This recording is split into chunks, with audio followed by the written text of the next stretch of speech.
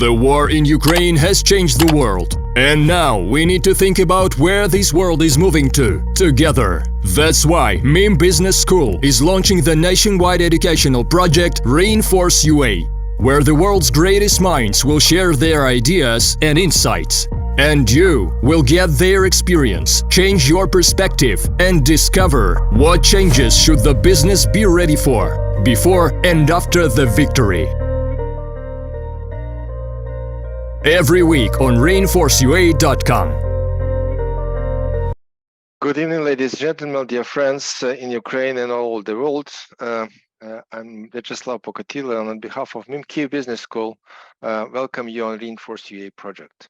We started this project last year with the general support of Bogdan Gavrilishin Family Foundation, 50 Thinkers Organization, and 3 major business education associations, ACSB, FMD, AMBA.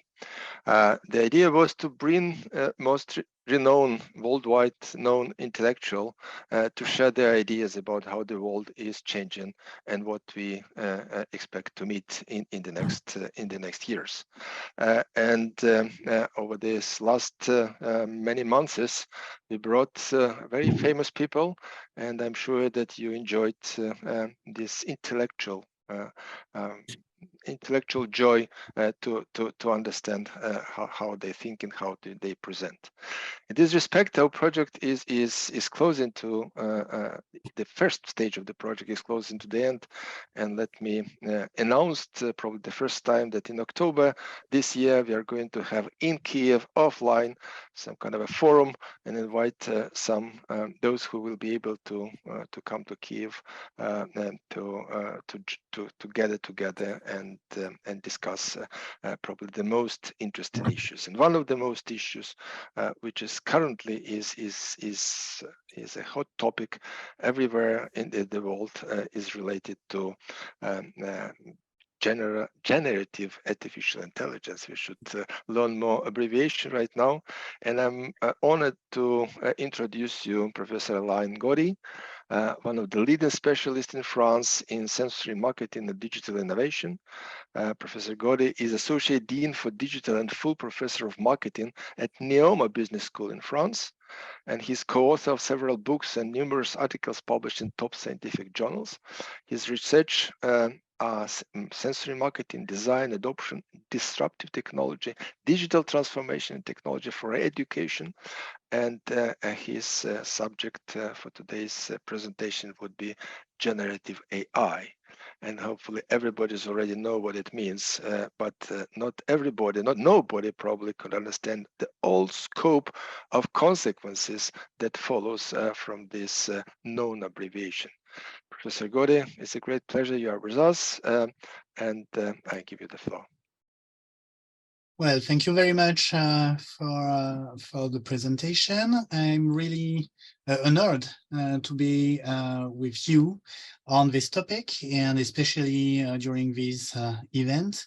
And well, let's say that's my contribution to help all Ukrainian people during these times. So we are here to talk about generative AI, and more specifically on the impact of generative AI on business. First of all, I do think that we all have to change our mind and to unlearn a lot of things. For instance, on this visual, do you know who has created this visual, these 2 visuals?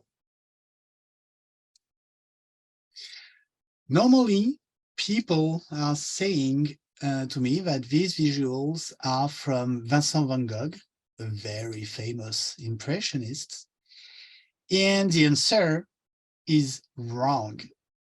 These visuals have been not painted, but created by me. And I have absolutely no skills in painting or creating digital visual or digital painting. I don't know how to do that. I know my skills are much more on music. But I've created these 2 visuals in 30 seconds because I know how to use generative AI. And that's very important to be aware of that, because why I'm telling you this story, even if you don't know how to create digital painting, if you don't know necessarily how to code some computer program, if you don't know necessarily how to write correctly a document, if you don't know how to play music and all these kind of creations, now we got a generative AI that can do the job with you. I mean, it's not going to be against you, but it's going to be with you, because there's still a need of a human contribution on this. And that's very important to be aware of that, because it's going to change a lot of things in the business area. So that's the part of the unlearn, because as I've told you, even if you don't have any skills in some area of creating something, you can do it.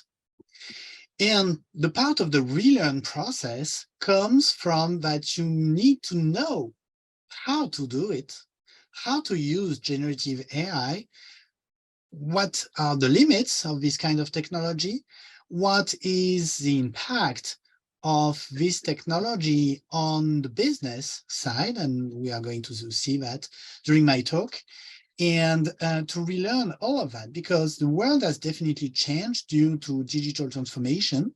And it's not the end of the story with AI and generative AI. More specifically, it's going to be a new start in terms of digital transformation. We can talk about the second wave of digital transformation after the web and the mobile, but AI is going to change a lot of things concerning business. So just to make it very clear, I'm gonna be fast on this, but you got basically 4 types of AI. The first type was artificial narrow intelligence in the 90s, and definitely that's the IBM's Deep Blue, which has won the chess master. And why it is a narrow artificial intelligence? Because it's analyzing all the possible combinations, but in a very, very, very narrow area, because that's 64 cases of a chessboard. During the year 2010, we have now also artificial narrow intelligence, but with limited memory. And basically, that's all these autonomous cars. These cars are recording the area around the car and storing all the data, and then you got artificial intelligence analyzing this in order to predict which is the best trajectory for the car. This is AI, and this is highly limited to the direct surroundings of the car. Then we'll have now all these generative AI. Of course, these AI have a wider memory because they are analyzing millions of pages of texts. But when you are working with generative AI, the memory is very short because it's much more like 32K tokens. So it's like a couple of pages of a book, but not that much. And you can work with that and explore your document and generate content. But people are expecting in year 2040 that maybe we will get artificial general intelligence, so AGI, with the theory of mind. And basically, the theory of mind means that the AI would know the world and would know also what the agents, so human people, feel and think. So that means maybe that these AGIs will have emotion detection, but also the consciousness of all of us being in a world and being able to try to understand what we are thinking about something. To be really, really precise, we are not here yet. This kind of artificial intelligence doesn't exist. You got a lot of media titles who are saying, okay, AI is going to kill human or whatever, but that's not true because these AI we have today have absolutely no consciousness. That's very important to be aware of that. And then maybe in 2060, we will get this ASI, so that means artificial super intelligence with self-awareness. And basically the difference will be that the AI know that the software exists by itself, and that and the software will be precise to understand what they want in the world. So it's going to be like an agent by itself. Again, these two last, type 3 and type 4, don't exist now. Just to be clear as well, today I'm talking during this keynote, I'm talking about generative AI. Generative AI is a very, very small part of AI and also of deep learning. When we are talking about artificial intelligence, you got many technologies available. And within these technologies available, you got the machine learning algorithm, which is a specific way of doing AI. And inside this, you got deep learning, which is one type of machine learning.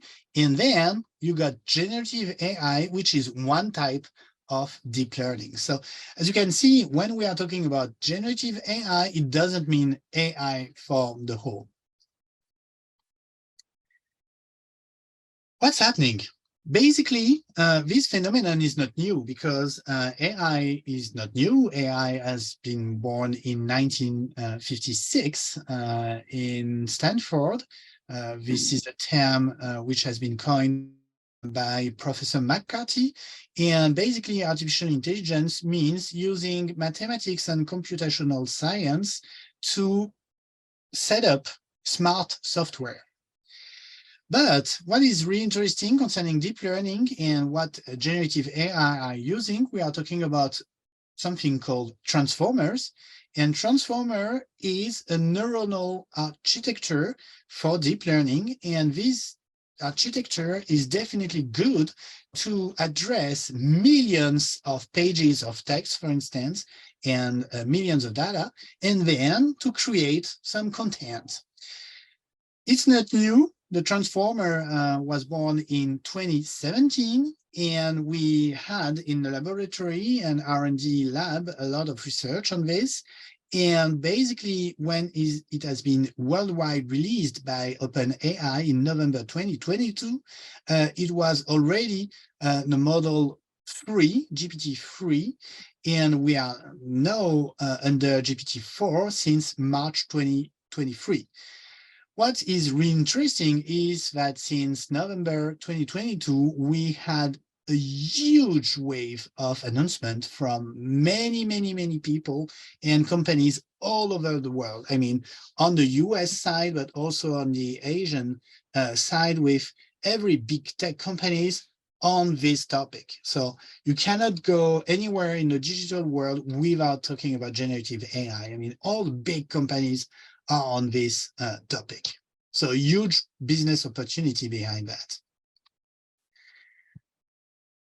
But what you need to be aware of is that the evolution is definitely exponential. And that's very hard for our mind because human mind is much more used to linear evolution, but AI and generative AI is evolving in an exponential way. What does that mean? To be really precise, you got here on the slide the different version of Midjourney. Midjourney is a generative AI for images. And between the version 1 in February 2022 and the version 5 and 5.1 in May 2023, there is a mistake on the slide. As you can see, the software is able to generate very impressive images, photorealistic, of human people with a very, very nice accuracy in terms of imperfection of the skin, in terms of reflects, in terms of light, use, and so on. And you can compare it to February 2022. This is the same prompt, and the software version 1 was not able to do that. That's how it is evolving. That's true for images, that's true for video, that's true for texts, that's true for all kinds of content generation using generative AI. That's also true for more specific use. And for instance, here we got the example of dedicated AI, generative AI to medicine, because some people are trying to assess whether a generative AI can address the support of patient within the medical context.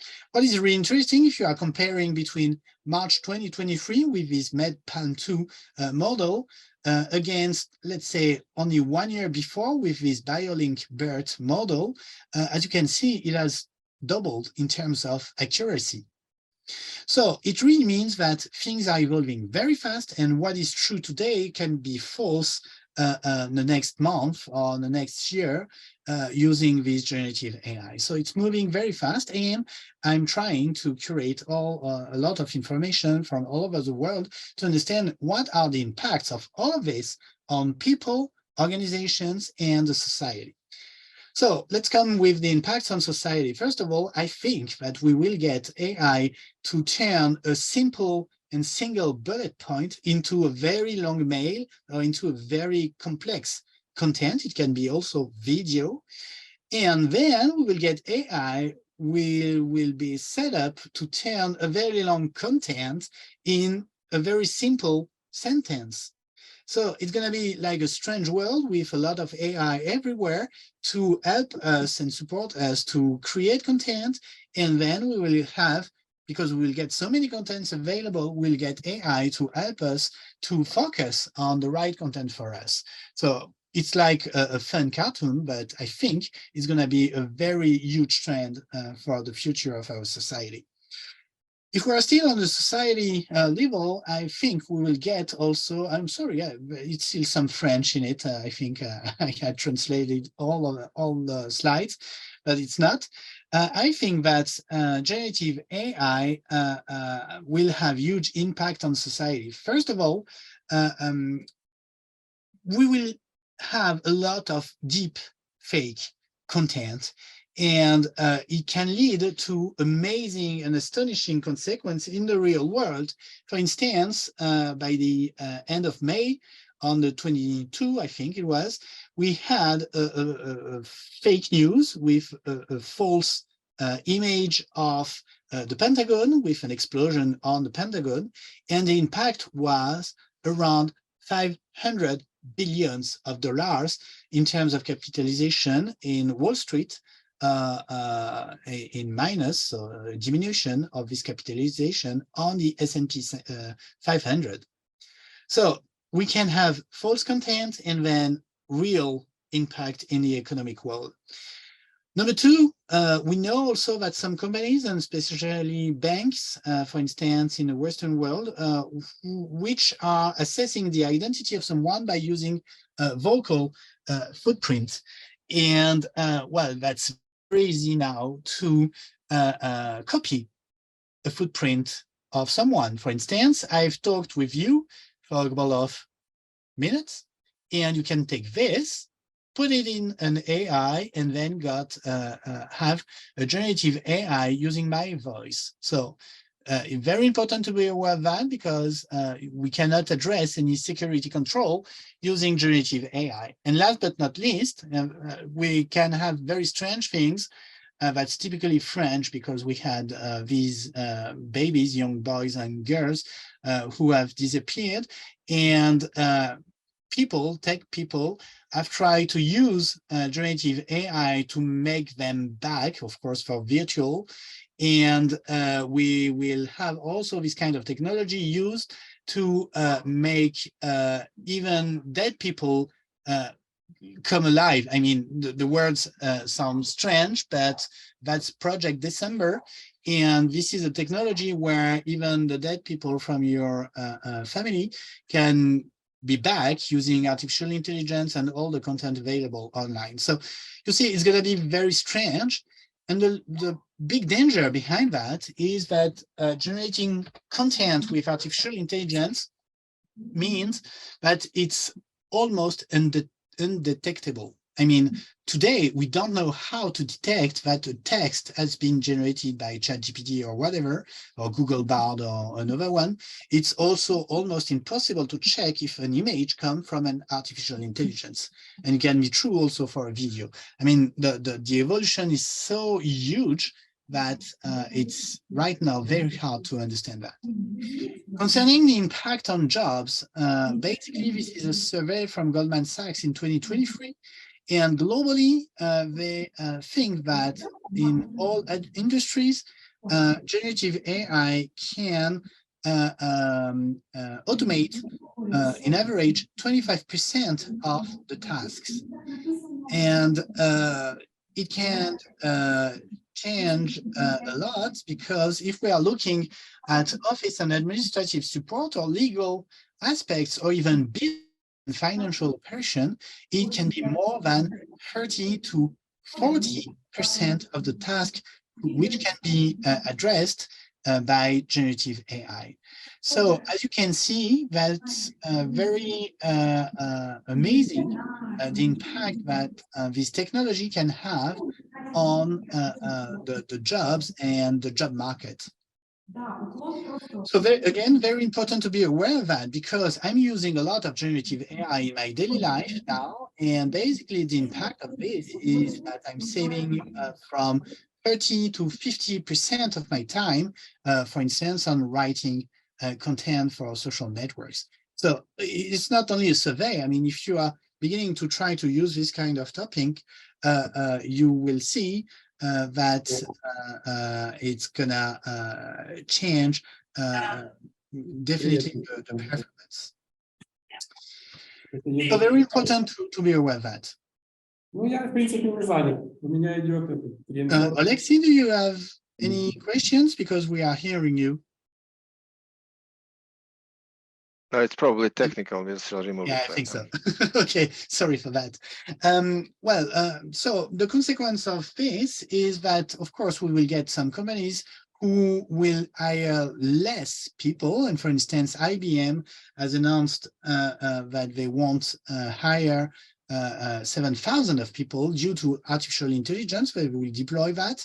And you also have some companies who have already said that they will fire people, because here you got the CEO from Axel Springer, who said that some journalists are obsolete due to generative AI, and more specifically ChatGPT. So that means we will get a huge wave of transformation on the job market.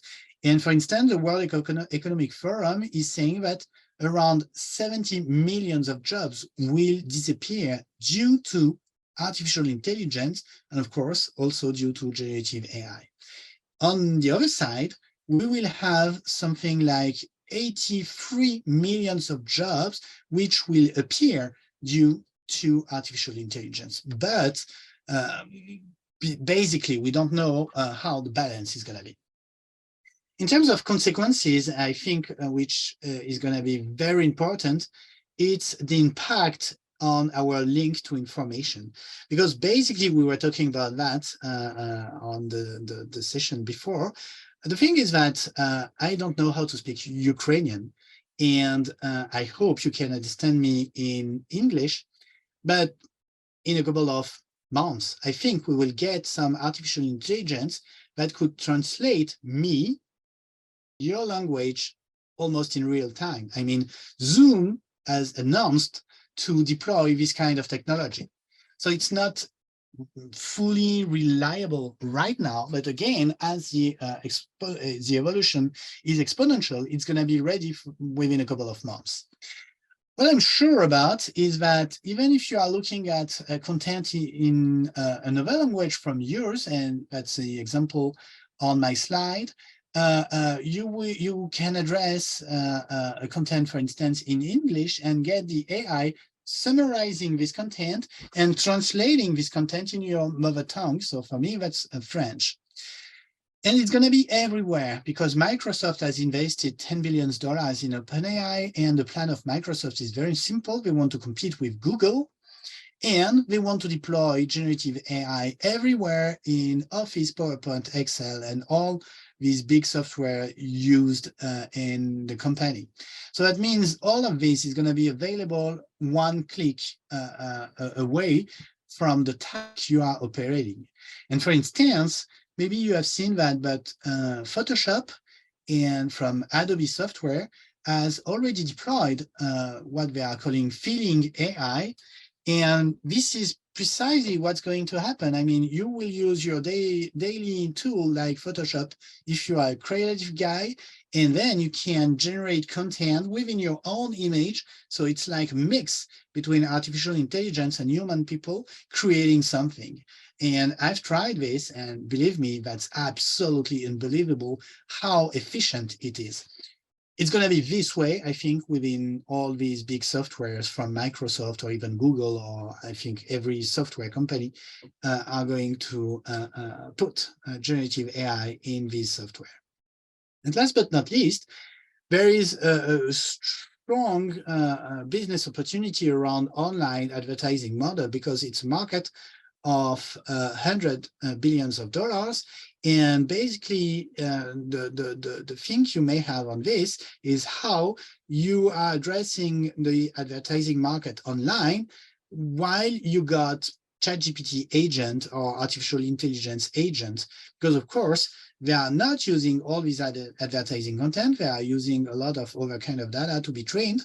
And how you are operating your online business model if you don't have advertising anymore, because you are providing content online and you are paid free content, I mean, and you are paid with advertising. But if you are providing your content to AI, you will expect some return on investment. And of course, if everyone is using generative AI to access information and content, your own media website will decrease. And you see what I mean? It's going to be a very complex task here to reinvent the business model on advertising online. And just to be clear as well, Sam Altman, one of the co-founders of OpenAI, said ChatGPT is the worst assistant in the world, because future assistants are going to be far better than ChatGPT. So we are, again, really at the beginning of this story, and it's going to change a lot of things. A very simple example of things which are going to be ready in a couple of months. This is the example of what we are calling multimodal generative AI. And that was the example from OpenAI with GPT-4. But they didn't open this right now. But basically the process could be you are sketching something on your paper note, and you are taking a picture of this, and just let us imagine that this is the interface of a new website. You will take a picture of this and putting this picture in the generative AI, and you will get the code, the computer code for this website, and then the website will be online within a 30 seconds process. This is the future we may have in a couple of months or of year, but when I'm saying year, it's going to be 1 or 2 years, because multimodality for generative AI is definitely the big key next steps concerning this technology. And this is a very simple example, but just imagine that you can combine whatever you want. It can be from text to audio, but also audio to text. It can be audio to image, image to video, or whatever you want. So a lot of transformation ahead.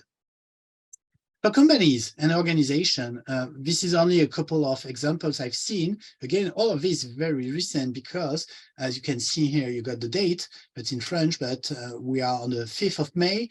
This advertising campaign, let me click here, is from Coca-Cola, and they have used generative AI to create the visual. And as you can see, that's very specific moves, which are almost impossible with a real camera. And again, what is really interesting with generative AI is that all of this doesn't need any more investment like in the cinema industry. I mean, it makes all of this very accessible to everyone. Here you got a French company which has made its very first advertising campaign in the streets using generative AI. Here you got the announcement on online on Twitter with a new kind of generative model which can generate 3D object. Just think about this. We will have very soon a text to 3D object generative AI available. What is really interesting is that just imagine that you are putting a 3D printer behind that, and then you will get a generative AI from a simple text prompt to a real object, a 3D object in your own life. This is the way it's evolving. And again, it's not ready yet, but I think it will come very fast in our daily lives. Then you got another examples in terms of creation. Here, this is a funny creation I've made in a couple of seconds using, again, Midjourney with like Adidas jogging using all the colors available in Harry Potter within the Gryffindor school. So that was only for the fun, but just to make a company aware that this is very simple to make creative ideas visible and concrete in the life. So this is definitely the impact of generative AI. And last but not least, there is a strong impact on all customer relationship management, because again, for instance, using ChatGPT, you can answer a lot of questions already, even technical questions. And I've made the trial around ChatGPT answering questions from my IT support at NEOMA, and it works. I mean, without any specificity, ChatGPT can answer a lot of things here. Other kind of impact on another sphere in organization in terms of administrative tasks, finances, legal, analysis, or HR. Basically, it can help a lot because generative AI can gather a lot of data and then provide a lot of ready-to-use analysis or ready-to-use content. Again, it doesn't mean that you can past and that's it. It means that it's gonna help human people to be more efficient on something. For instance, JP Morgan Chase decided to use a language model to automate a lot of things concerning financial report. It's not 100% and full automatization of that. It means that they are going to save time somewhere, and they can put this time available in more valuable tasks from human people. And it's going to be the trends on many, many jobs and many, many things. And for instance, in HR, people are expecting generative AI to provide performance management, to provide recruiting and hiring improvement in terms of process, and also to provide new employees integration things and so on. So as you can see on the slide, I won't read everything, but huge impact on all these administrative, legal, and analysis, data analysis part. For instance, you got very nice plugin, which is called ChatGPT Code Interpreter, and it's not publicly available right now, but it's amazing. I mean, you are providing your data in it, say, okay, provide me like a very nice data visualization to understand the link between, I don't know, two variables, and then you got the graphics in a couple of seconds. So very, very efficient, and you don't need to understand and to know how to use very complex statistical software. So I believe as we had an application on our mobile phone for almost everything, we will get generative AI for almost everything as well. You got here a couple of examples on how you can force a model to converge with something. And here, this is my face. And I've trained a specific model to be able to generate any kind of visuals I want, but using my face. And this is only a couple of examples, but I got hundreds of these kind of images, and that's very easy to do. I mean, there is no programming behind that, and only how to skill on how to use this kind of technology. On the right side of the slide, you got a lot of new names, maybe not so new if you are already in this world, but these names are really interesting to follow because they are providing softwares and models to make AI and generative AI in every kind of way. I mean, text to image, text to video, text to audio, text to text, and so on and so on. So very interesting to see what's happening within and around these names. Again, another slide with a lot of names, but very interesting to see how even on generative AI market, which is really new. I mean, before November 2022, there was nothing and no one. And now we got, in terms of market, like a grouping approach and trajectory, with companies much more focused on orchestration, other companies much more focused on deployment, pre-training, other one on embeddings, and last but not least, other one on observability of the results. So again, it's moving very fast, and this slides has a couple of days, and I'm pretty sure that it has already changed, but very important to be aware of that.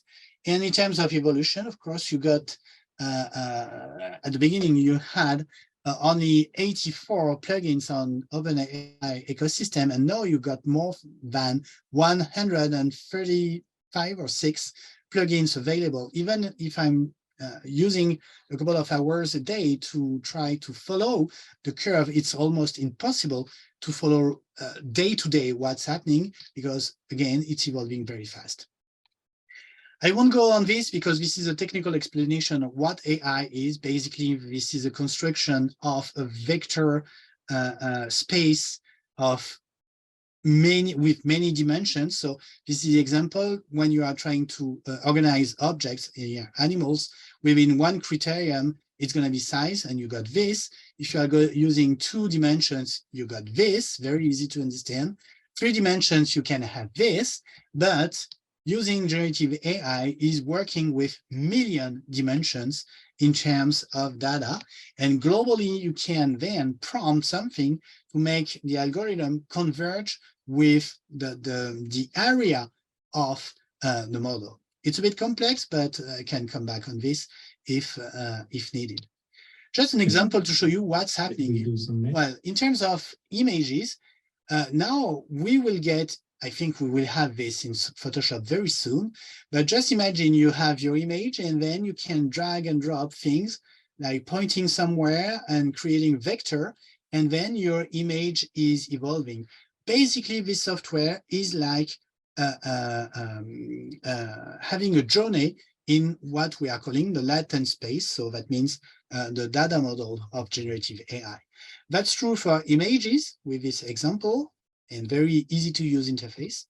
That's also true with this, the prompting process within ChatGPT. While you are prompting, and there is a way to prompt efficiently, and while you are prompting, you are asking the AI to go in the right space of your vectorial cube within millions of dimensions. Again, that's a bit mathematical and technical, but the idea is here. And that's very important to understand how to prompt and to make it in a very efficient way. So this is what I'm calling the art of prompt engineering. And that's very important because we have been used to make research using search engine.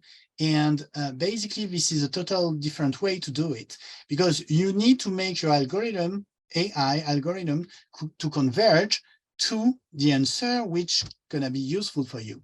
And to do this, it's prompting, but it's also the art of discussion. And that's very important to be aware of that, because it's a specific way to work with this kind of technology and very different from using search engine. I don't have the time to explain how it has been trained, but a very important slide here. You can do a lot of things using ChatGPT, for instance, and it can be very useful to create text, to summarize content, to create code, to brainstorm around ideas, and so on. There are a couple of limits. In terms of limitations, the key limit is the hallucination process. Generative AI can hallucinate and provide fake information with a huge assertivity. And for instance, here you got my biography, and generative AI has, for instance, invented that I had an MBA from INSEAD, but I don't. Maybe I wish I could have, but I don't have any MBA from INSEAD. But if you don't know this precisely, that's very hard to understand within the text, which is right and what is wrong. And the hallucination process is happening often within generative AI. So it's not a big issue when you are on a creative process, but if you are using it for, I don't know, medical use and the link and the relation with your patient, you see it's a bit, dangerous if the generative AI is hallucinating. Very important limit. The other limit is all the biases and the stereotypes you can have within the data used to train the model. And here you got an example from a French association. And when you ask Midjourney about a CEO from a company or secretary of a company, well, that's obvious that you got a bias because the CEO is only a man, a white man with gray hair, and the secretary is only a woman. This is an illustration, but what we need to be aware of is that using, for instance, LLM and generative AI trained on, for instance, American or British texts will have the vision of the world from the US and the UK, but not necessarily yours. So there is like a key question of sovereignty here to be able to have a large language model or several large language models available and trained on content you are comfortable with, because you will have all these biases and all these stereotypes. Again, behind a language, you got the notion of culture, and behind the culture, you got the notion of the vision of the world. And if you are dealing with language, you are dealing with the vision of the world. So very important to be aware of that while you are using this kind of technology. Well, that's it. As a conclusion, I think that painting is not only reproducing, writing is not only describing, creating is not only duplicating, and coding is not only writing codes, and thinking is not only producing results. And if you are following me on Twitter, I've posted yesterday a very nice masterclass from a language professor and writing professor, and he said, okay, if you are writing something, maybe you don't want to create content, you are thinking about the vision of your of the world, and your goal is maybe to try to change the vision of the world your reader may have. And I think that's a very nice conclusion on this. Thank you very much. I'm afraid we have now a challenge, and I'm not sure whether GAI could help us to answer all the questions about GAI in 15 minutes. But we'll try, and I refer to your proposal to, let's say, to find you on the Twitter and probably to communicate for those who are particularly interested in specific questions. We have already one person, and from Kalberg asked his own 7 questions. But let me start with a simple and practical question, because you are Associate Dean of the Business School. What would you advise to professors in business school in this respect? I mean, not for professor in my age, but to professor of your age and younger. Let's say to become a prompt engineers or to do something different. Definitely, definitely. I advise professor, but basically I advise everyone to try this kind of technology. I mean, there is a very important aspect of understanding what it can do, what it can't do, and all the limits and the biases I've explained to you. And that's very important, for instance, for professors to be aware that generative AI can be a threat for them because, of course, students, if they want to answer or to write a dissertation, they can use ChatGPT and then provide a dissertation. But again, it really depends on what you are asking them to do. Do you want a dissertation, which is the 100, I don't know, the number 101 dissertation about the world of this or that?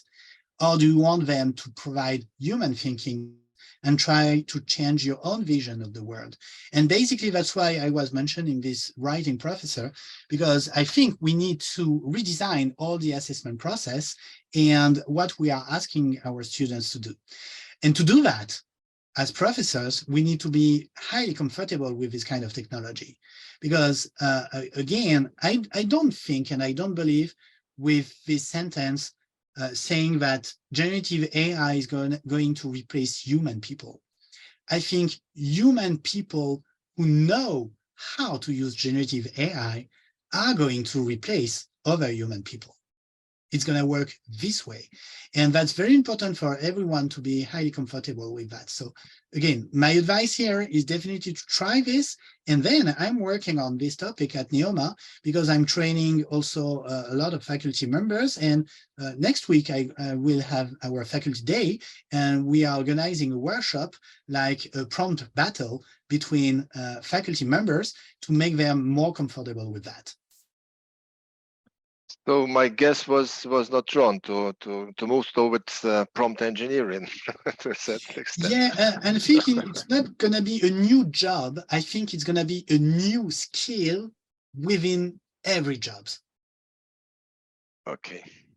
Well, so from a, let's say, jump on a very top level from a general perspective from economics, there are a lot of reports that current development could, let's say, increase the pace of economic development and creating new values around site. But we also know about this strange phenomenon when introduction of computers actually didn't provide the same increase in productivity.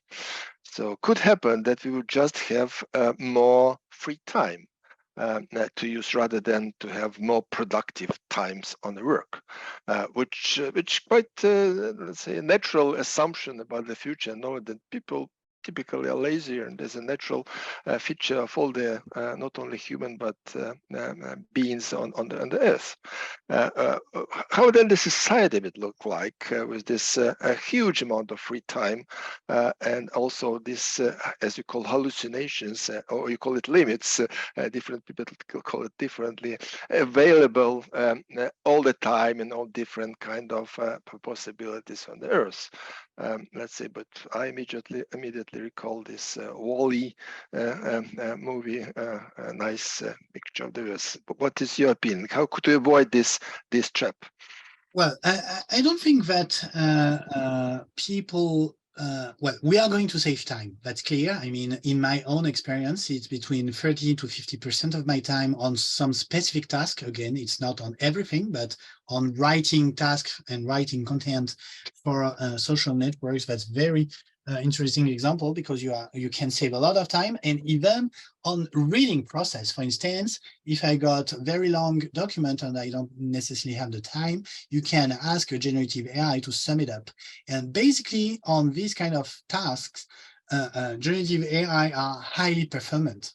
I mean, this is precisely where this kind of tools is very efficient. So we will save time, but I'm pretty sure that as a society, we will adapt. So that means I think that we are going maybe to ask fewer people to make the same amount of work using generative AI and using AI. So the key question is, as a society, what's going to happen to the people who will lose their job? And this is what we have to address, because of course it can happen. I mean, definitely there is, I think, a limited amount of tasks to do, so we can have some more efficient process. So maybe we will get more people hired than fired, but very hard to say. And for instance, some people in France are thinking about going on a 4-day working week. It can be a way to address that. So we will get another day of free time.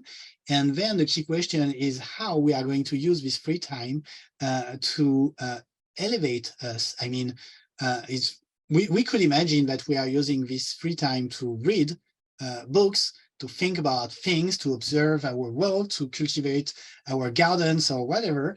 But if we are using this, simply to go on these crappy social networks, watching videos which are meaningless, I'm not sure that this is a good use of our free time. But behind that, it's a matter of organizing our society and deciding how our organizations are going to work. And of course, this is a matter of educating children and kids around this technology.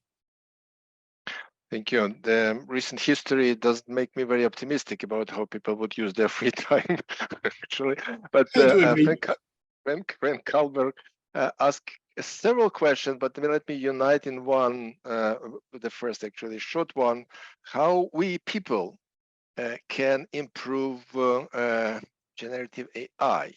There was a recent discussion in Senate Commission and listening talks, and all the big companies requested even regulations.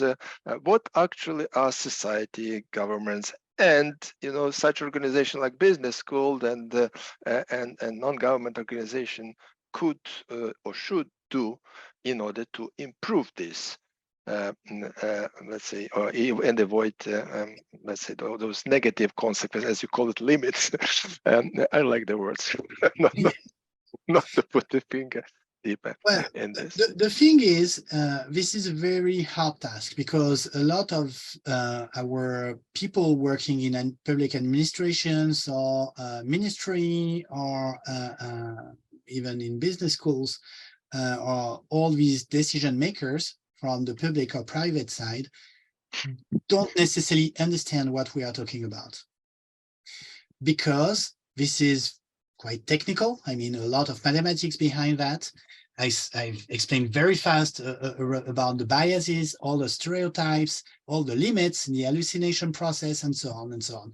And again, it's evolving very fast. So first of all, I think that we have, as a higher education organization, a role to play to, first of all, understand what we are talking about, explaining what we are talking about, testing generative AI, and then training all these decision makers. This is a huge task. I mean, I'm working on it in France with a project behind that, but we have to do this, I mean, everywhere in the world. And I'm discussing with a couple of associations on within the higher education and business schools to try to get people around this, because it's evolving so fast that if we are all separate and all on our side, we will do all the same trajectory, but we will be very slow and we won't go very far. And I do believe that we need a lot of collective intelligence behind that. That's the first thing. The other thing is, clearly, I think we need to regulate this, because we need to invent rules behind the use of generative AI. The first key question behind that is how we are managing the copyrights on the data used to train generative AI. how are we managing the copyrights on the content created by generative AI? If you are looking at the Federal Bureau of Copyright in the US, they say if we don't have enough human intervention on the creation, it's not gonna be possible to use a copyright, to put a copyright on this content. Very interesting. But what is human participation in this process? I'm quite an expert in writing prompts for a couple of generative AI, so I can converge with a very interesting content very fast. This is time. I mean, I spent time to train on this, to be able to do this, and this helps me to create content. This is human intervention. This is not how the same process on how to create something with my mouse or with a digital pen or with my camera, but this is human intervention. You see what I mean? The frontier is going to be very hard to draw on this kind of topic. So we need to invent rules on this. We also need to invent regulations because, as I've said, we will have plenty and tons of content generated with artificial intelligence. How can we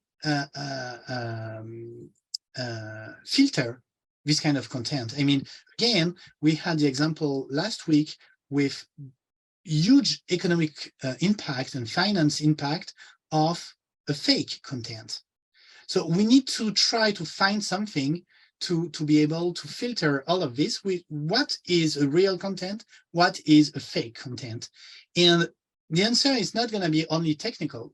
I mean, it's also very important to make our citizens and in every generation to be aware of the world of today. I mean, creating content is so easy that we can imagine whatever we want.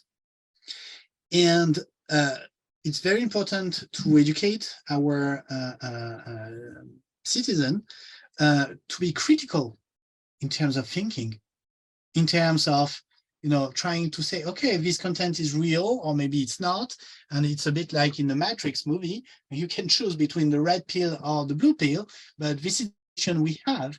And I see a lot of dangers behind this generative content, because we can have people being refugees in a totally not existing world, because immersed in a virtual, fully generated by an AI world and living in this world. I mean, it can be also the Ready Player One movie or stories like that, but we will soon have this kind of question. So there is no deal around regulation. We need to do that, but we need to do that in an efficient way, because regulating too much will decrease innovation around this kind of technology.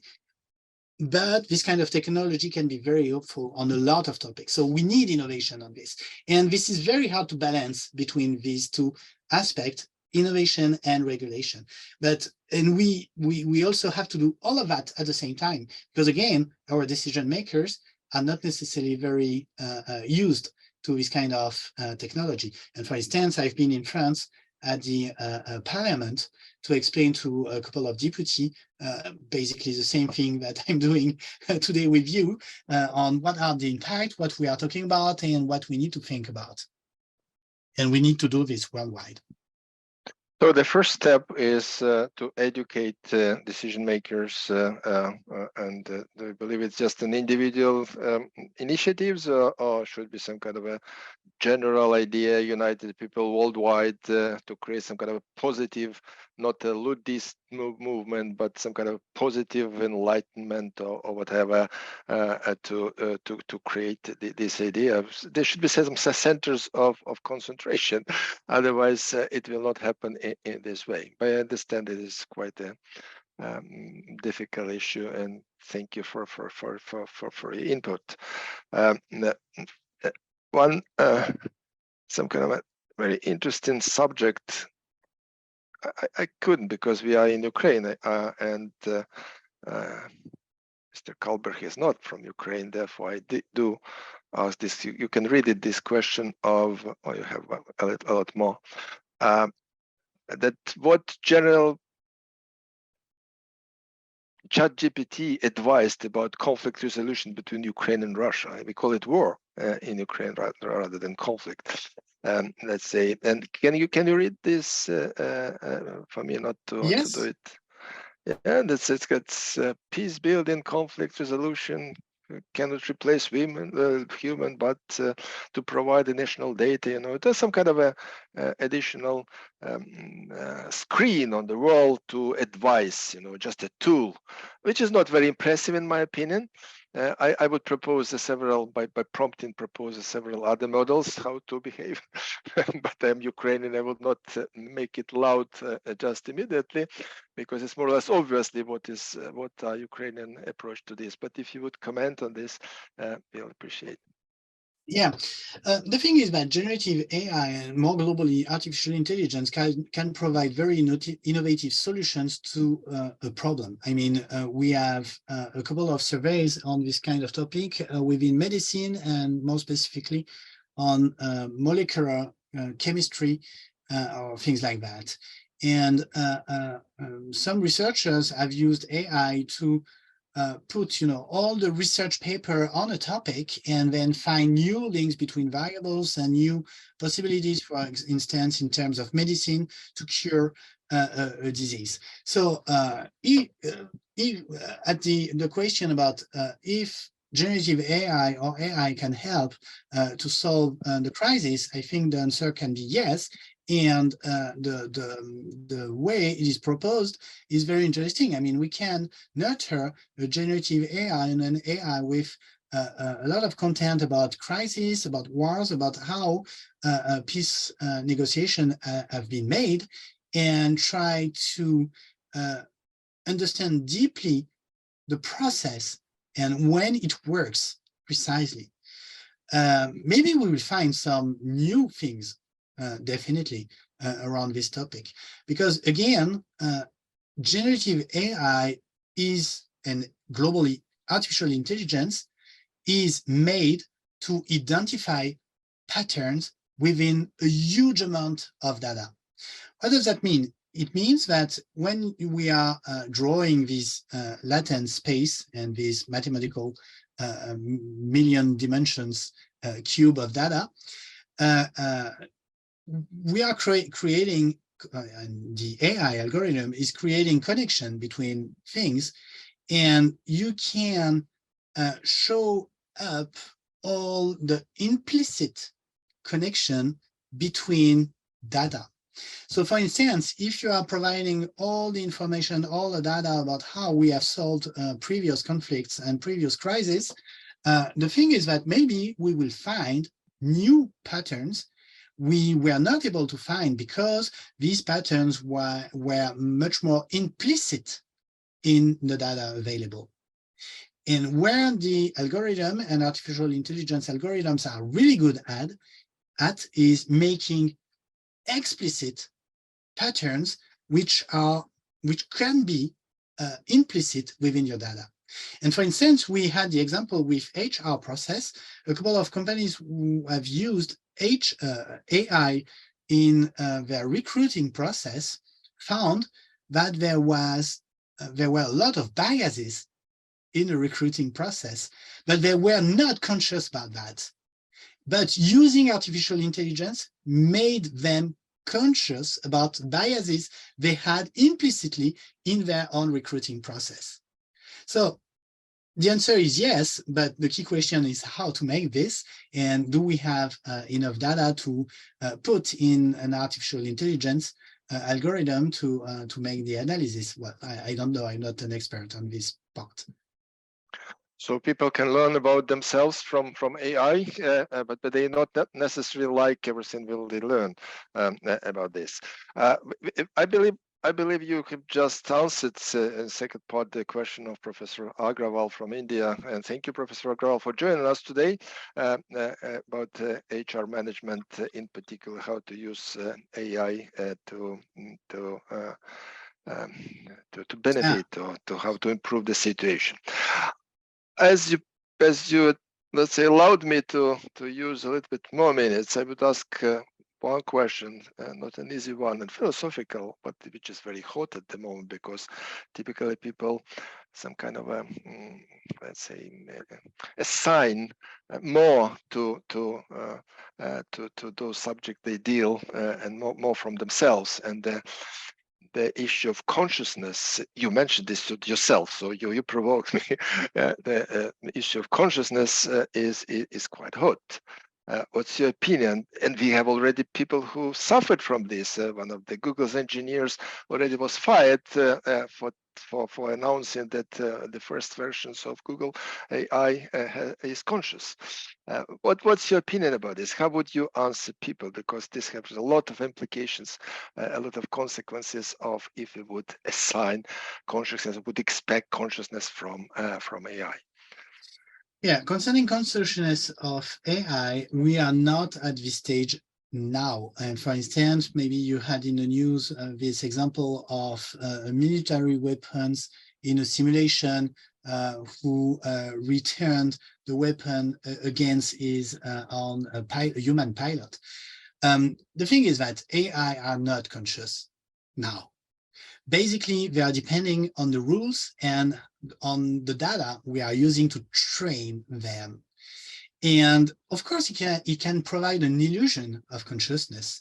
And for instance, I've seen a couple of surveys, not a lot of them, but 1 or 2 surveys around the impact of using ChatGPT in psychological support.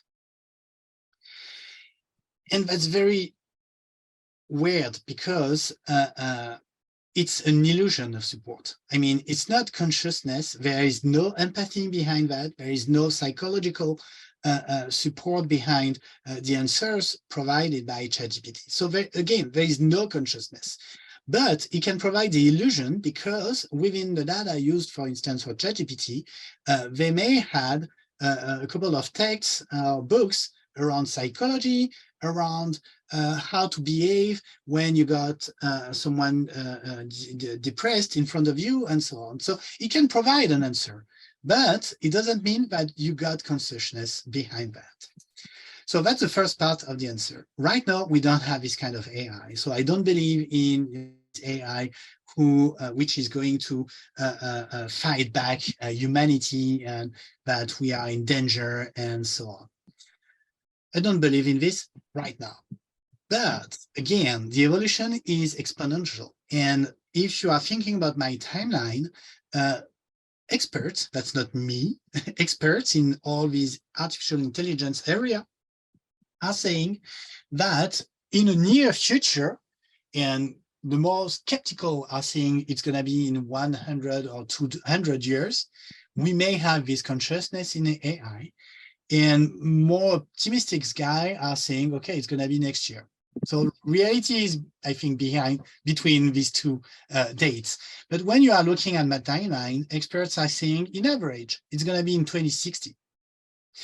So that means that I think a lot of people around the Zoom will experience that. Again, I cannot say it's going to be in 2060 or 2045 or whatever, but it's a matter of decades when we will get consciousness in softwares. But right now, it doesn't exist. It's science fiction. Okay, I understand. The keyword is right now, in the future. So, dear friends, colleagues, the future will be interesting. It surely, and everybody who will live in the next 20 years will see a lot of interesting things. It will be a lot of exciting. Not all of them will be probably pleasant, but will be challenging opportunities as always. Being in business school, we try to concentrate on opportunities rather than all those risks and fears that you can find a lot, and you will find probably even more in the nearest future about this. And with this, I would like, on behalf of everybody who joined us today in NEOMA Business School and all the community in Ukraine, to thank you very much, Professor Goudey, Goudey about this wonderful presentation and lecture, these inputs. So let's consider this as a first, let's say, kind of important input in Ukraine to teach and to dissipate this knowledge, because it is a very important challenge, and it is very important let's say obligation of all, let's say, educated people in this respect to perform at the moment. And I'm sincerely believe and thank you for these activities as well, and hopefully not only in France, worldwide, and all your colleagues.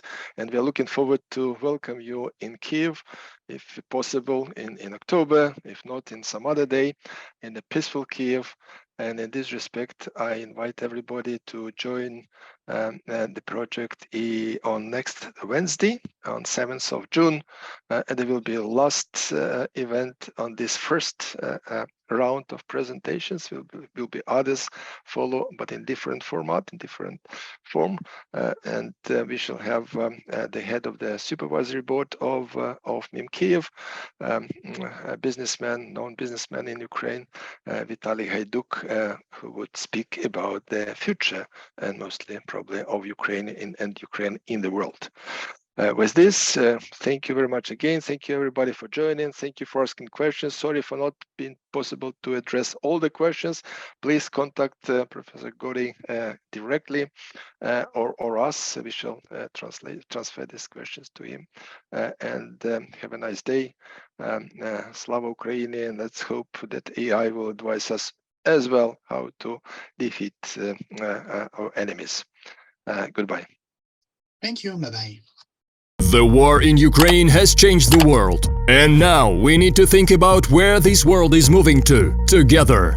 That's why MIM Business School is launching the nationwide educational project Reinforce UA, where the world's greatest minds will share their ideas and insights. And you will get their experience, change your perspective, and discover what changes should the business be ready for, before and after the victory. Every week on reinforceua.com.